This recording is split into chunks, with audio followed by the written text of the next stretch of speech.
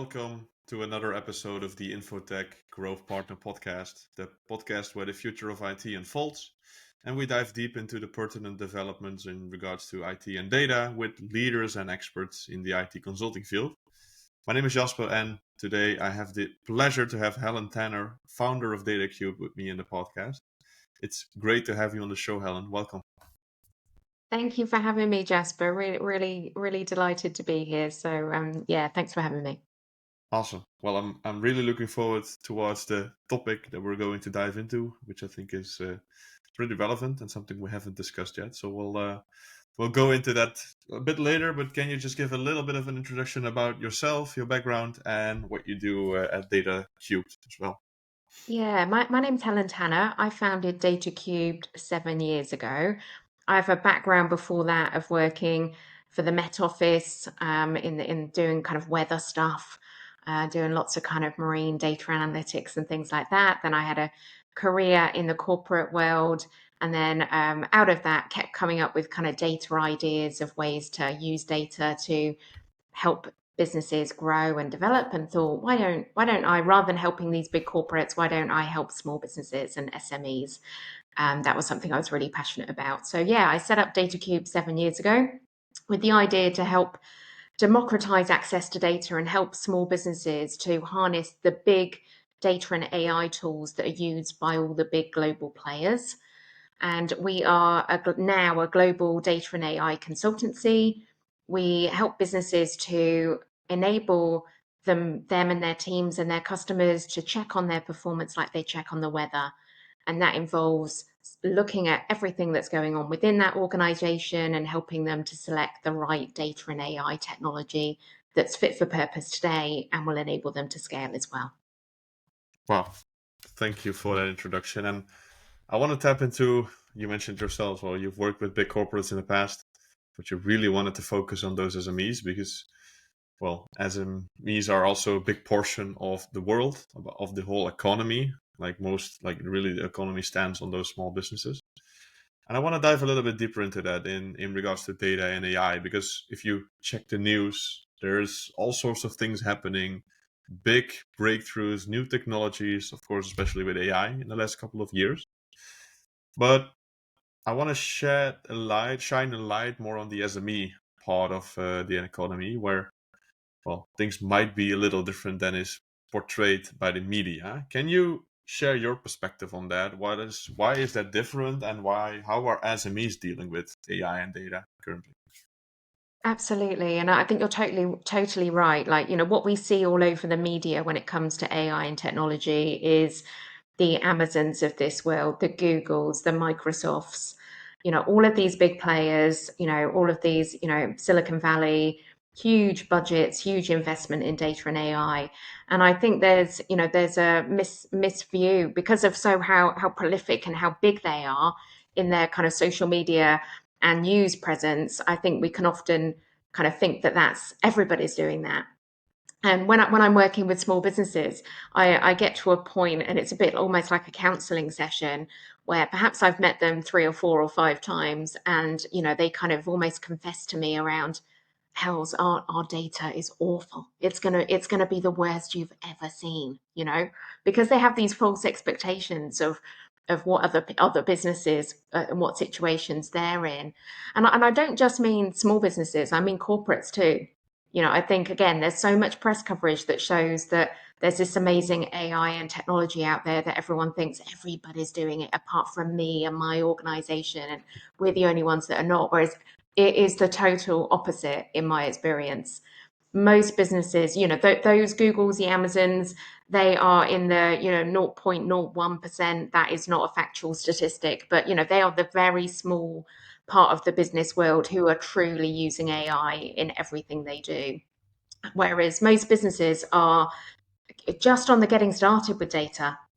They're just getting started. They're in a situation, I would say the vast majority of businesses that I talk to, and I talk to business leaders of SMEs, and sometimes that's private sector, sometimes public sector, sometimes not-for-profits, charities, all different types of SMEs. But I speak to them every day, every single day. And so many of them are built on Excel or Google Sheets at best. And even then, I'm probably talking about some of the more advanced ones. There are still organizations using paper. And I think we forget about this, the manufacturing area, the trades area, a lot of them are still using paper.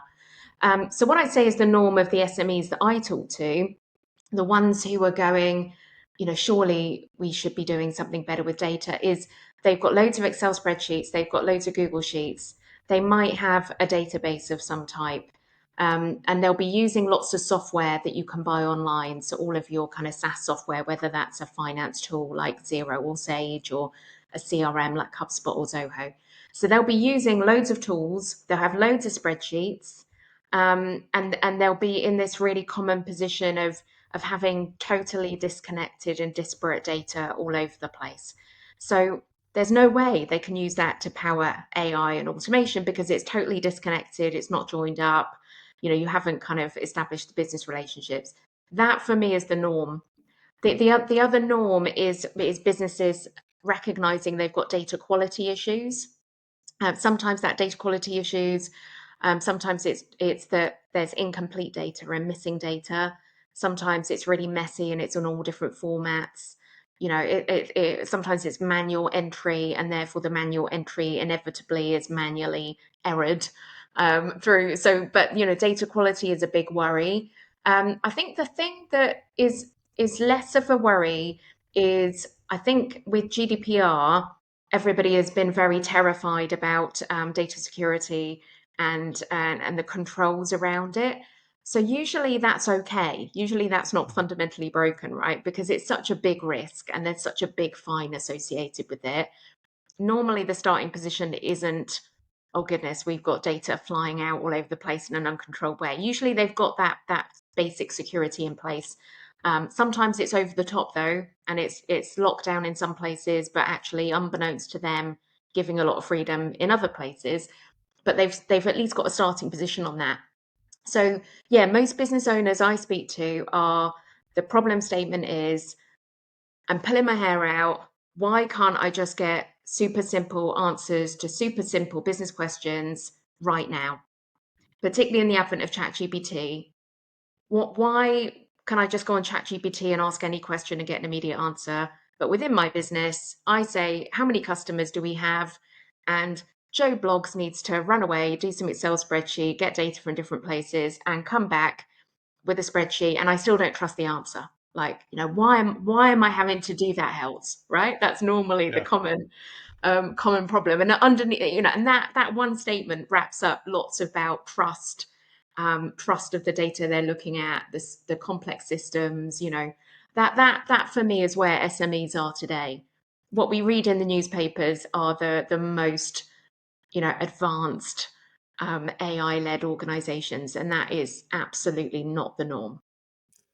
Yeah, and the picture that you're painting here indeed is that most of the foundation is not even present in businesses, and even from a like general business, a commercial standpoint, most companies, most SMEs are just trying to stay alive, just trying to Yeah, grow, yeah, and that is all that they need to deal with, going through the ups and downs of the economy, all of the difficulties there.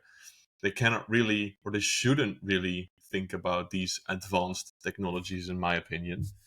They just want to get to that next stage of stable growth, making sure that their financials are all set. And even in IT firms, like I speak to a lot of IT related firms that provide services in relation to IT, data, cybersecurity. Even in those firms, they are not even implementing AI themselves internally. They, I don't know, for whatever reason, they don't even have the fundamentals in place themselves, is what we yeah. really see. And they are dealing with that, just staying alive and being able to grow before even starting to think about these new and advanced technologies. Totally. And it is complex, right? So I'm the founder of a data and AI consultancy, and we help other organizations with their data and AI. But I also run a business. I'm also a business owner, a business founder. And it is hard, right? Because I'm really passionate about helping organizations with their data and AI transformation journey. But at the same time, I need to have a business that runs, that our finances are right, that we're compliant and meeting regulation with the HMRC and similar, that we do right by our people, and we have good communications. There's all these things that come with running a business that are not your passion, but they are absolutely crucial. And if you take up a load of your time just running the business, yet alone doing what the business does. So yeah, it's very tricky. But yeah, the reality is not what we read in the papers, though that's the inspiration. I see those things as inspirational and exciting and showing where we're all going, but they are absolutely not the reality of where we are now for the vast majority of businesses. And I would say, yes, SMEs, but also corporates. I think in corporates, um, whilst I've worked with some big corporates, and some of our clients are corporates. Normally, you have a corporate within a corporate. They are far bigger beasts, and what they end up doing is creating an innovation department, but they've still got all these departments globally that are doing what they've always done, and actually end up acting like SMEs, because you can't to transform an SME is hard, to transform a corporate is ridiculously hard. So I think that view of corporates have got it nailed and small businesses haven't, it's actually the opposite. And I do think in the world we're in, the advantage will hopefully finally become the small businesses are going to have the power, because they can totally automate with AI tools overnight. Corporates can't, Yeah. or rather they could, but it's going to be a lot of pain for them. So I think the advantage is coming to SMEs to go, if you've got a business of 20 people, 50 people, 100 people, 5 people, no matter how hard it might feel, you are so much able to pivot so much quicker than any of those big guys. And that's where we as small businesses need to go to embrace that. And because the world is changing, and the power will come down to being able to pivot quickly and embrace tech quickly. Yeah, and getting back to those, having those foundations in place from an IT and from a data perspective when it comes Yeah. to whatever you want to call it, just data collection, data cleaning, data quality, those types of things. I think you even see in the bigger the company becomes, and you haven't solved that, the bigger the complexities only Yeah. become. Because, as you said, more departments, more people, more sources of data, more things that can go wrong, more people dealing with the systems. So in that sense, I think even SMEs, as you said, still have an advantage. They are relatively small, Yeah. although some business, of course, while still being recognized as SME, can be very large. But they can still make sure that the foundation is in place before they go into that next stage of growth and become corporates. And in addition to that as well, what we also see is that with the new developments of AI, with it being in the news and everyone just trying to do something with it, they only come to realize that their foundation is not in place, which again drives higher demand for the more boring data related stuff. So that's also what we see with companies who have services related to data management, data infrastructure, those types of things, only get more traction because of the new technologies like AI in the world. Exactly. Yeah, it's a really, it's such an exciting world we're in, and so much opportunities. And there are huge threats. I do think there will be loads of businesses will go out of business, um, depending on what trade you're in. And equally, businesses will go out of business if they don't adapt quickly enough. So I think there are loads of threats, but for the people who embrace the technology, embrace change, pivot, adapt, evolve, there are so much more opportunities now that we have access to all these different tools than we've ever had before. And I, for one, am super excited about it. Me too. Me too. And like you're obviously dealing with, well, several SME businesses, speaking to a lot of SME businesses. What are the most common challenges that they have in regards to data and AI? And maybe what are the good companies in that sense? What are they doing well? And what is setting them apart against the, well, other companies, the more normal companies, let's say like that. Yeah, I think the kind of baseline is for organizations we deal with. We tend to deal with organizations that are 5 to 10 years old. Um, we have work we do, and we have worked with startups and helping them get set up from scratch. And we have worked with, older organizations, but we tend to have this sweet spot of organizations that are 5 to 10 years old, 5 to 10, 15 years old.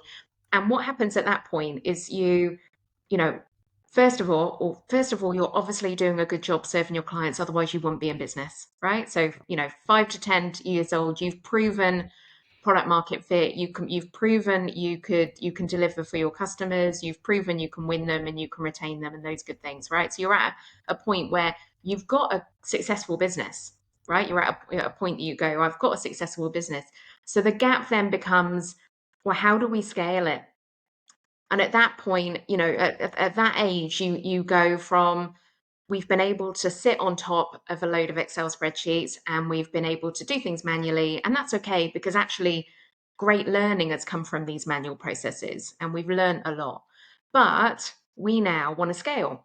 And at that point, 5, 10, 15 years old, there are lots of businesses in that range who the founders want to exit. They've got PE funding, or they're looking for investment, or they're looking to acquire other businesses, or whatever it is. They've got some strategy at that point of an exit and growth strategy. And therefore, it comes down to, well, if we carry on as we are to double our size, we're going to have to double our people.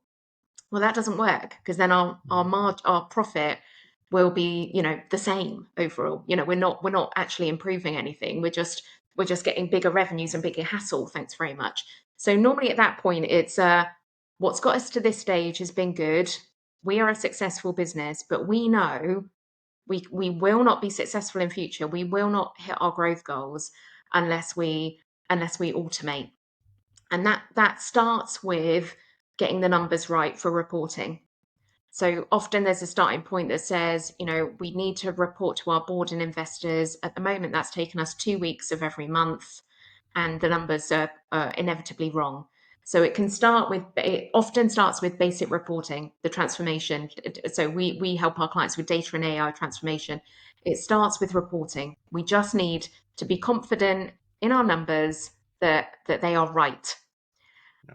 Very quickly aligned with that is we also, whilst we think our data is secure and robust, we need to double check on that. So we need to double check on our governance, our security, our compliance, because again, that was set up when we were smaller. It now needs to be 100% locked down. So there's a reporting step one combined with a governance and security kind of step two. So first of all, that's step one, just get all our reporting automated. Now, most organizations do not have full automated reporting. So even at that level, sounds very basic, they're still going to be leading their market often. Then the next stage after that, okay, we've got our reporting automated. We've now got an organization where no matter what role you're in, you can now see how your business is performing. And you can therefore do your job better because you've got the data in front of you that's going to enable you to do your job better. Then you go on to, okay, we now want analytics. We now want understanding. Like what different types of customers have we got?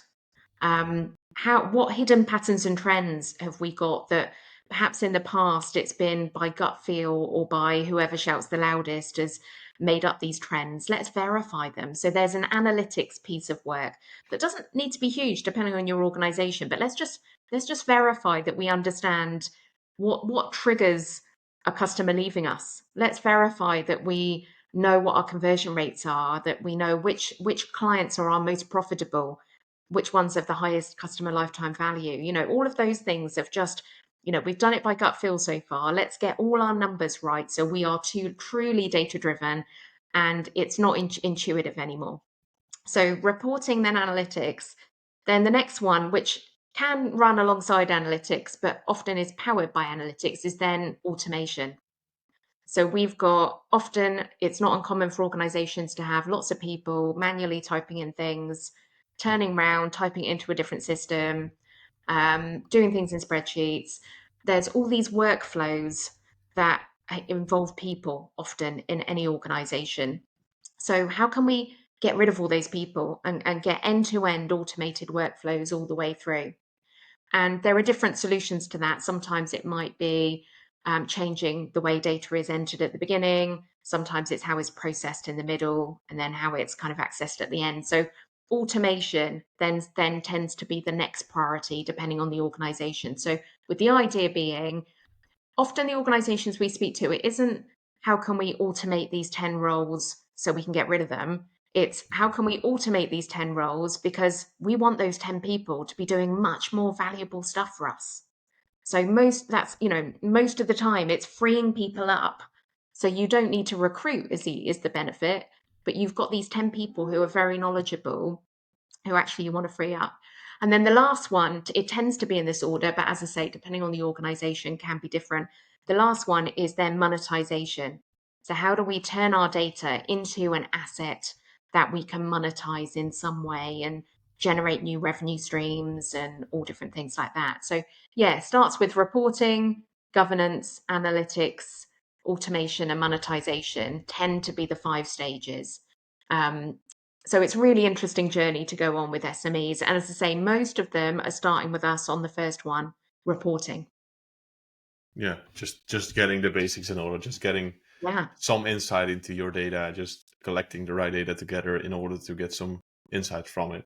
yeah, And I can also really resonate with the point that you mentioned in the beginning. You sort of said something like, what gets companies from, let's say, level 0 to level 2 is not what will get them from level 2 to level 10, whatever yeah, those levels will actually be, of course. That's also resonating with me because I typically also deal with, or we as a company typically also deal with SMEs, let's say it like that, companies that have grown up until a certain point, mainly from their network, from referrals, from those types of channels. What you see is that the network is getting depleted. It is not that reliable. So they are looking for a different way to go from, in this case, level 2 to level 10. And they don't really know where to start. And we hopefully are the partner for them in taking them through that journey. And you guys are the partner for your clients, taking them through the reporting, governance, analytics, automation, monetization journey. yeah. So I saw some similarities there as well that I wanted to touch upon. Um, Absolutely. And I'm sure you find as well, Jasper, that mhm, um, there's two things that make it really hard for our clients. One is all the jargon. All the jargon and the mhm, acronyms in tech are overwhelming, and I love it when we get to a point that a client will ask what, they'll normally ask it in a way of, I'm really embarrassed to ask this, but could you just explain the difference between a database and a data warehouse, or something like mhm, that, right? mhm.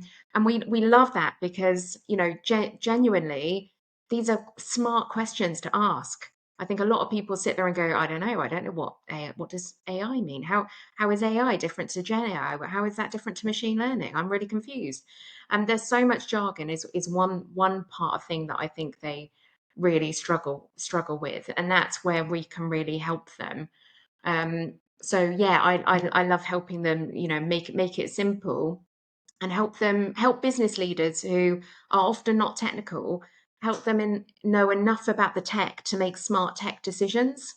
It shouldn't be a case that you have to rely on some IT person and whatever they say goes. And I think there are lots of organizations historically where that has been the case. The IT person has the power, they bamboozle people with tech talk, and then the business leaders are going, I've no idea what he's just said, so I'm going to have to go with what Bob said. That's totally unacceptable in my mind. And we talk in our organization about our jobs are to help smart business leaders understand enough about the tech so they can make tech decisions. And it absolutely cannot be a situation where they feel they just have to defer to someone because someone's bamboozling them with AI and jargon, so with acronyms and jargon. Sorry. So yeah, Yeah, do you find the same? yeah, definitely. And I even have experience as a product owner in the past. So I have been in between business and IT, really, within a business. And that's really where indeed what you mentioned, like the jargon, like even like I am of course, have some IT background. I know most of the technical things, the jargon, and but even then, if you ask me to explain the exact difference between, as you said, a data warehouse, a database, I cannot really explain it myself. So how can you expect business people Yeah, to? it's hard. They don't really even have to explain it, but just understand it and have a general understanding of whatever it is that they need, and they cannot make those decisions. They have to have an IT person, which in this case is data cubed for you guys, by their hand, helping them go through their journey, helping them determine what is it that they need, what is it that they need at what stage, and where should we start. So yeah, I can definitely resonate with that. I've been in between really technical developers, really technical people, very knowledgeable, but I want always, my role was to make sure that the business got value from it, that the Yeah, actual users of the system, this specific system, that it actually helped them in their day job, and that they were able to do their job well in a way that was expected from the company. So yeah, I can definitely resonate with the things that you're saying there. exactly. And then I think the other kind of part of it is with all this tech, it's changing all the time. So the tech that was, great two years ago, or even 2 weeks ago, right? I think with the Hmm. latest ChatGPT 4.0 release, everything changes again. But the tech changes at such a pace. So again, there are thousands, probably more, tens of thousands of machine learning, AI, and data tools and tech out there. It's totally overwhelming. So our job is to help them navigate through all that tech. We're tech agnostic as a firm, and select the right tech for their business that we and they can be confident in. And there's loads of nuance in that around, there's all this latest tech, but how well funded is it? Are you going to have a forced migration? Well, we don't want that. Combined with pricing of tech can often be really opaque and really hard to decipher, and all these different tools price in different ways, like helping our clients select the right tech because it's such a huge marketplace, and then be confident that they know what they're paying for because the pricing is so opaque and full of jargon as well. It's another part of this complexity for SMEs, who, to your point right at the beginning, you were kind of saying, SMEs have got enough to do just running their businesses, right? They're trying to run their whatever business they run, their network of shops or their manufacturing business or whatever it is they're doing. My goodness, they haven't got time to get their head around all this. So yeah, I see that as our job again, is to help them do what they do well and run their businesses and serve their clients, and be powered by data and AI, so that enables them to do their core service so much better, and not have to worry about it, rather than they, as the business leaders, should be focusing on their customers. So yeah, that's another thing that I it's understandably complex for SMEs. Exactly. And like looking, and maybe it's a hypothetical situation, but let's say a SME does have their whole foundation in order, has gone through the whole maturity journey, as you mentioned, reporting, analytics, etc. Can you, and again, that is probably not a question you can really answer, but what are some interesting developments in regards to IT? What are some new technologies that you see that might be relevant and might be valuable to SMEs as well? I mean, there's so many. It's frightening. I think there's, the way I think about technology is there's different kind of streams of it. So if you start first of all with technology you can use within your business to help your business run. So just, AI and tech for business, then, you'd be looking at how can you deploy best in class tools for your market. Now, there are some tools that some tools like that have been around a long time. So finance tools, most financial organizations use Sage or Zero. So if you're not using a finance tool, go and pick one. Mhm. Then you've got things like CRMs, which are whichever one is right for you is often very depends on your sector. So that becomes, there's lots of different CRMs and ERP systems and things like that. So I think there's tool selection to serve your business. That you then have got, there's so many AI tools out there. If you just start with the Chat GPT, or kind of OpenAI or a Microsoft Copilot, if you start with one of those and start using those within your business, it becomes very quickly habitual in terms of anything you do. You quickly ask one of those chat tools. Beyond that, there are so many. Like, I mean, I'm on social media, and what did I see one this morning? Like the 60 best AI tools that you can use to run your business. I mean, partly you go amazing, and then you're like 60 tools. Like, how am I, as a very busy founder and business owner, meant to go through six tools, like it's just kind of crazy. So yeah, there are, in terms of which tools, and apart from that, so one, there's a huge volume of them. Then the tool that's great today, is that going to be great in 6 months, or is something better going to come out? We've all seen the latest releases from Microsoft and Google over the last couple of weeks. The pace of change is frightening. So, so yeah, I think I'd say to organizations, just start using ChatGPT and then do it on a task by task basis. So if you think, right, I need to update my website, right, there are quite a few tools out there at the moment. So if you just, ask ChatGPT or old-fashioned Google, which are the best AI tools for designing and building a website, you'll get the top few in there. So I'm not even going to quote one now because, as I say, this podcast becomes then redundant. There'll be something launched next week. So I think it's a case of constant adaptability. You getting in the habit of using chat functions. Um, so that is on how to run your business. The other kind of opportunity that we're helping clients with is going, okay, there's which tools should we use to run our business and process automation, but then which tools should we use to get a competitive advantage and to use with our clients? And that's really exciting, right? So we've gone from a situation of people getting comfortable with ChatGPT in a Q&A approach, but now it can do workflows. So people talk about kind of having AI agents to not just go um,